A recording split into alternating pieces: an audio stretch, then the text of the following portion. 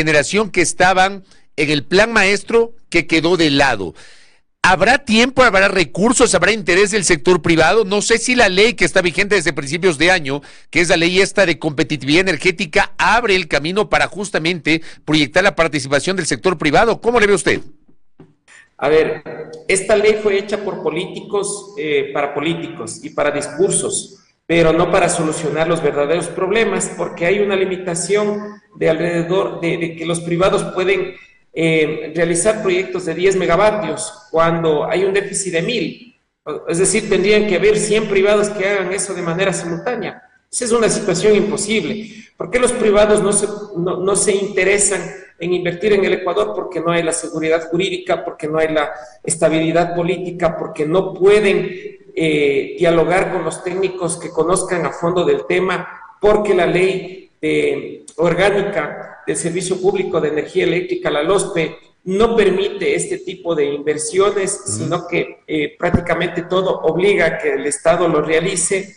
Y lo más grave de todo, el tema de la corrupción. O sea, ningún privado se va a arriesgar a invertir en un paciente que prácticamente tiene una metástasis, y mientras no se extraigan esos tumores, lamentablemente estamos en un círculo vicioso. O sea, lo que usted nos está diciendo, Sebastián, es que en este momento, y pese a la legislación que está vigente desde inicios de año, el Ecuador no es atractivo para inversores privados, nacionales o extranjeros, sobre todo en el ámbito energético. Exactamente, no es atractivo por las razones que he acabado de mencionar, y si es que el próximo gobierno, o si se reelige este gobierno, o cualquiera de los candidatos, precandidatos, no tienen un plan estructurado con un sustento técnico, con un modelo matemático y financiero de cómo van a realizar estas obras, lamentablemente les están engañando a la ciudadanía. Pienso que después del tema de seguridad, uno de los temas neurálgicos que debe tomar el interés de la ciudadanía es el tema energético, porque este es el pilar principal para el desarrollo económico del país. Entonces, si en este momento el Ecuador está sufriendo una fuerte recesión económica, con los apagones y con estos problemas que son cíclicos, lamentablemente vamos a caer en una profunda y vamos a tocar fondo. Y ese tocar fondo, ¿usted le ve en el cortísimo plazo, Sebastián? Bueno, ya se ha tocado fondo en la SELEC. En medios de comunicación, Azuayos, salió la renuncia del sexto gerente de Selexur, precisamente por el autoritarismo y muchos otros actitudes displicentes de parte de la gerencia general de SELEC. Entonces, los trabajadores y quienes han sostenido verdaderamente a la SELEC prácticamente se encuentran en el abandono porque no tienen el liderazgo de una persona que sienta y tenga empatía con los trabajadores, y sobre todo tenga el conocimiento técnico en campo, porque no necesariamente estos problemas se los resuelve solamente en el escritorio. El problema también, me imagino, es que el Estado central no tiene plata. O sea, no hay recursos, al menos eso es lo que nos han dicho, para hacer lo básico en las carreteras de la red estatal. No hay recursos para invertir en los sectores más prioritarios como salud. No hay recursos para invertir en el sector eléctrico, Sebastián. Hace un muy buen diagnóstico, Fabricio, pero los ingenieros brindamos soluciones, y la solución efectiva para paliar este problema es la vía de la concesión. Se ha venido hablando desde hace muchos años atrás, y vienen repitiendo sobre el proyecto Santiago, sobre el proyecto Cardenillo, ingentes cantidades de inversión económica, pero si el Estado no tiene el dinero luego de hacer las reformas necesarias a la ley LOSPE, la ley esta eléctrica, y las regulaciones que emite la ARCER, posteriormente el Estado puede ofertar al mejor precio a los inversionistas previo al cumplimiento de los requisitos y el diagnóstico que hicimos anteriormente. Entonces, cuando los inversionistas tengan esta seguridad, estoy seguro que tienen ávidos clientes de demanda de energía eléctrica. El sector productivo, el sector industrial, el sector camaronero, el sector automotriz. O sea, hay muchos sectores que realmente necesitan de energía eléctrica.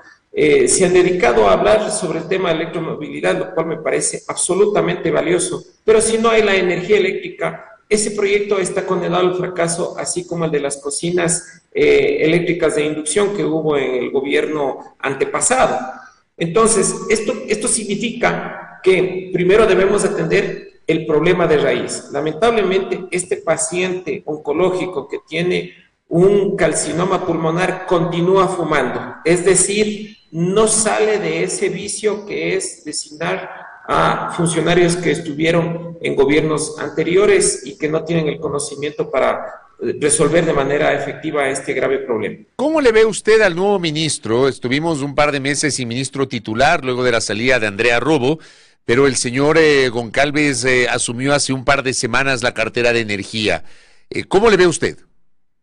Bueno, no tengo el gusto yo de conocerle al ministro, sé que es un economista, pero el ministerio, al menos yo veo que son tres grandes frentes técnicos, eminentemente técnicos, que muy difícilmente una persona los va a poder cubrir, porque no existe un ingeniero en minas y petróleos que a su vez sepa de temas de geología y que a su vez sea un ingeniero eléctrico o un ingeniero mecánico. Entonces, es muy complejo poder manejar una estructura tan grande. Para eso existen los viceministros que al menos sí deberían tener la especialización técnica, deberían ser ingenieros, o sea, de preferencia que tengan experiencia, pero sobre todo que ya tengan una trayectoria y vengan desde el sector de los trabajadores, porque los trabajadores saben cuáles son las verdaderas necesidades y que esta gente haya estado acostumbrada a hacer obras, a ejecutar obras, no solamente en papel, sino ya directamente estar en una trayectoria de territorio. Entonces, si el ministro lamentablemente no tiene ya un plan definido de trabajo, pues será una persona más que pase, como han pasado muchos ministros de ingrata recordación, como el ministro Santos Alvite, quien pedía a Dios que llueva para que esta situación se pale. Entonces eso lamentablemente deja desear mucho de qué funcionarios son designados. La ciudadanía no puede elegir a gerentes ni a ministros, eso es una decisión del presidente de la República, pero si el presidente de la República no tiene el equipo técnico, no tiene la gente y se deja engañar por la gente que sigue rondando los ministerios y estas instituciones, pues tendrá un grave costo político que el presidente haya confiado en estas personas.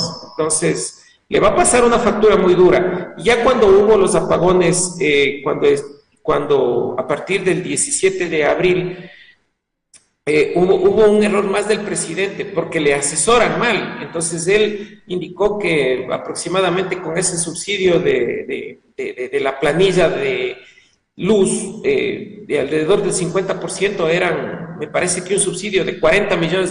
Yo con esos $40 millones hubiese construido una central de 20 megavatios, claro, y hubiese generado más fuentes de empleo, y hubiese sido un signo, al menos para inaugurar una obra, o por lo menos iniciar una obra.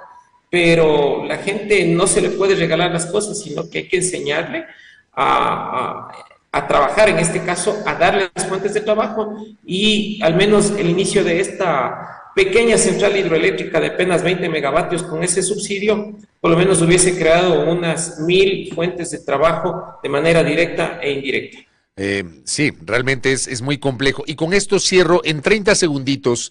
Fue un error, dada la naturaleza del sector, fue un error el haber eliminado el Ministerio de Electricidad, porque recordemos que teníamos Ministerio de Hidrocarburos, Ministerio de Electricidad, Ministerio de Minería, y todas estas instituciones se unificaron, se fusionaron en una sola, que es el actual Ministerio de Energía y Minas. ¿Fue un error hacerlo? Fue un craso error porque lamentablemente la estructura del Estado es demasiado grande y las funciones que está cumpliendo el Ministerio de Electricidad están siendo duplicadas por otras instituciones públicas y empresas. Entonces, si no existe una reingeniería y una optimización de los recursos y un claro objetivo de lo que tiene que hacer cada uno, lamentablemente estos ministerios se han convertido en cuota política, así como las gerencias de las empresas en donde prácticamente quieren satisfacer los intereses particulares de determinados contratistas y de gente que lamentablemente le está hundiendo al sector eléctrico. Correcto. Quiero agradecerle por el tiempo y por la gentileza y por estos aportes. Por cierto, le envío un abrazo a Patricio Espíndola, que le saluda, dice, un saludo cordial para Sebastián. Con esa seriedad, firmeza y profesionalismo hay que decirle al país en todos los temas urgentes. Gracias, Sebastián, por el tiempo. Un cariñoso abrazo, Fabricio, y a toda su maravillosa radio audiencia, que lo respetamos y lo queremos mucho. Correcto, muchas gracias a usted y gracias por conectarse en esta entrevista. A Sebastián Rivadeneira, especialista en el sector eléctrico, panorámica nada alentadora la que tenemos en el ámbito eléctrico en nuestro país.